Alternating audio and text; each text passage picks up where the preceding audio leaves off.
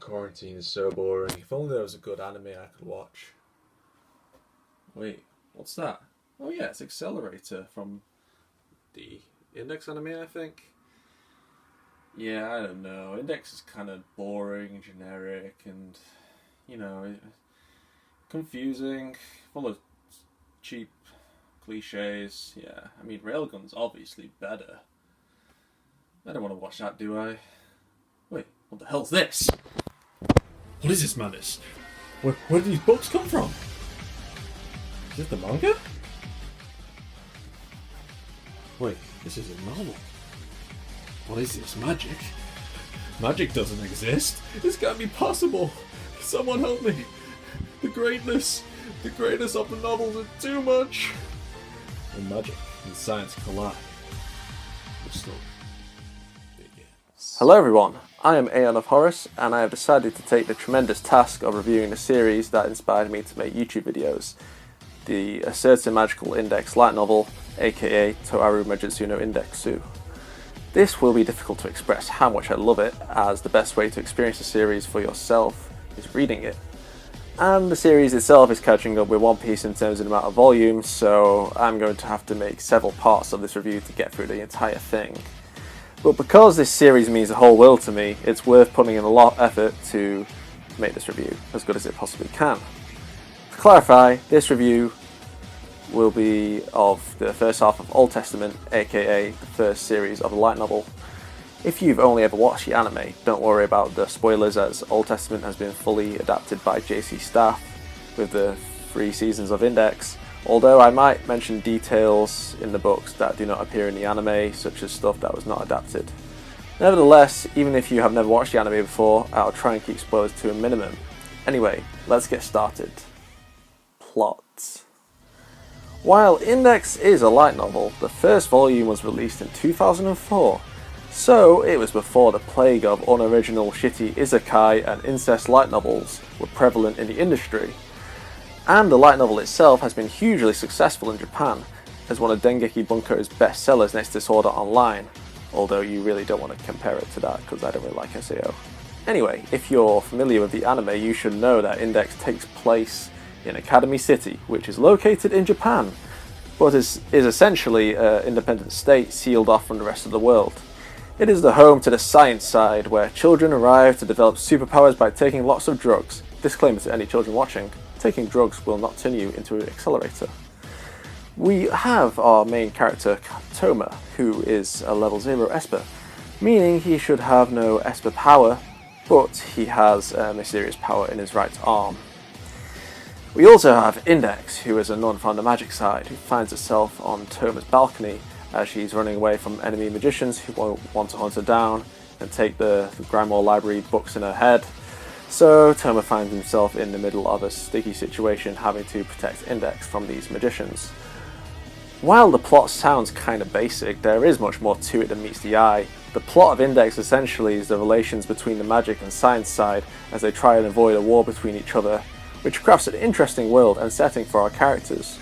The two sides are similar in the fact that they utilise supernatural powers, but different as the magic side focuses on religion and culture, and the science side focuses on physics and atheism. Seeing these two belief systems clash in a blend of sci-fi and fantasy is an intriguing and unique concept.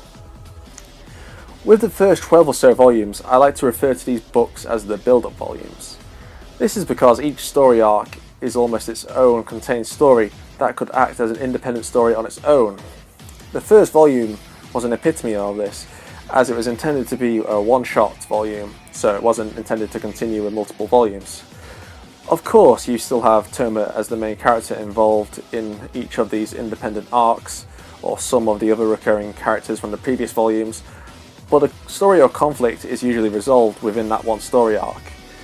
It's a similar style of storytelling to Shinichiro Watanabe's work, who created Cowboy Bebop and Samurai Champloo. It's only until God's Right Seat are introduced in the story that the style shifts to a more continuous narrative-based storytelling. Some fans or first-time readers don't really like these build-up volumes. I know it's a minority, but some don't, because they're quite formulaic, or they find it boring. Many of them have the theme of Toma getting involved in a dangerous situation against a new enemy. A plot twist happens, Toma beats up a new enemy turns good, and all while Toma's saving some girl.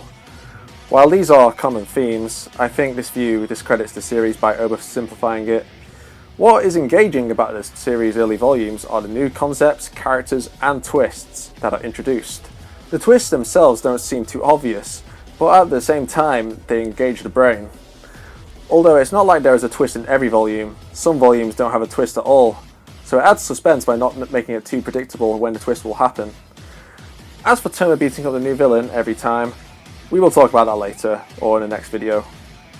What I find most engaging about the plot is the political complexity of the series, how each incident affects another following incident, and the subtleties of what Alistair is planning behind the scenes, how the churches handle both diplomatic and dangerous incidents with the science side, or to avoid a world war between the two sides of the world, all while doing it in secrecy. Hell, it makes the magic side story arcs a whole lot more interesting than the anime, due to the amount of detail that had to be involved and included by it being a novel, which is definitely lacking in the anime. The novel fleshes out the world and politics so much better than the anime. It is actually less confusing if you pay enough attention. And because of this vast amount of detail, the fan service scenes stick out less.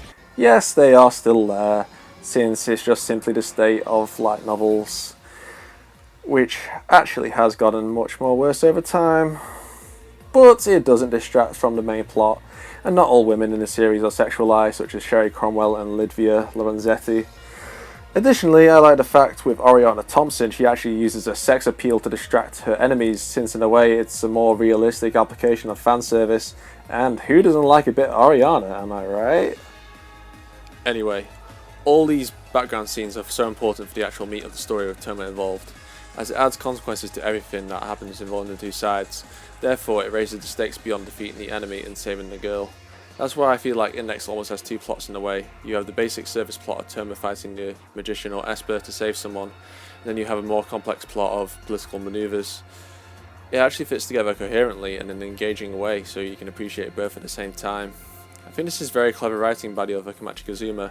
Some readers find the detail Kamachi puts into the concepts of each volume boring, but I find them honestly so interesting as they involve legends, religion, science and history, and how they compare and contrast from each other. The story is much more than simply a guy who punches others.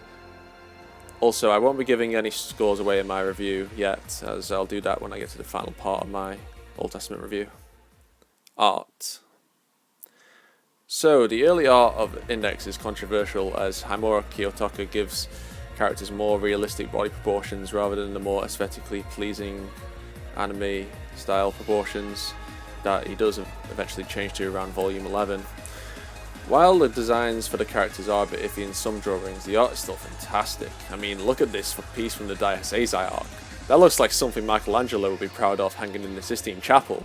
So I do think Haimura should be given more credit for his early art, although he definitely improves after each volume. Also, the background illustrations are fantastic, although not drawn by Haimura himself. I forgot this man's name, as I don't really see him credited much, but if you know who draws the backgrounds, drop his name in the comments please. Haimura also helps bring the ideas of Kamachi's characters to life by giving them a unique and appealing appearance. But Aeon! Toma doesn't have a unique appearance, he is just a generic anime protagonist. Well, let's talk about him next, I guess. Characters. So, the characters of a certain magical index are just fantastic.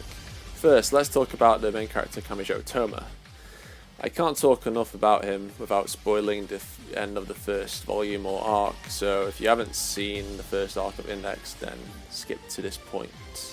Although it will be at the end of the video, so you could probably click off it anyway. I have already made an entire video about Toma's character, but Toma is a very interesting main character. While some dislike him in the anime for being overly generic and boring, this isn't simply the case in the light novel. You get to understand him a lot more since Kamachi includes his inner thoughts and you sympathise with him as a person. He loses his memories in the first arc, mirroring the suffering faced by Index's annual memory wipe, which is quite ironic that he suffered the same fate as she did, that he was trying to prevent from happening to her. And usually, amnesia is used as a cop-out tool in series for stupid melodrama about a character trying to find out who they once were and their friends inevitably alienating them, but not an Index.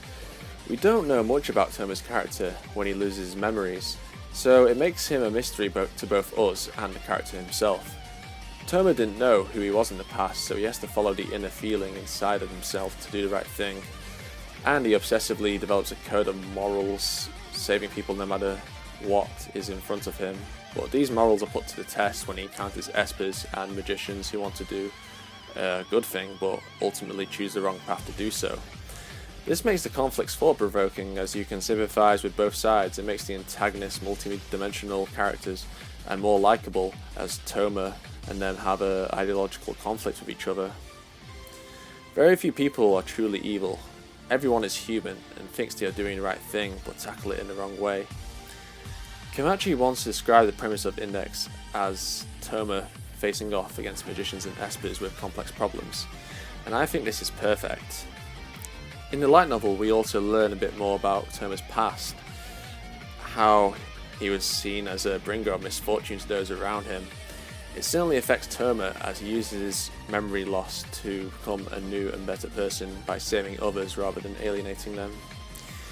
Also, you get to see how he uses tactics in battle against seemingly stronger enemies, where he has to find an advantage with his right hand, but he also must use his environment and surroundings to gain that advantage.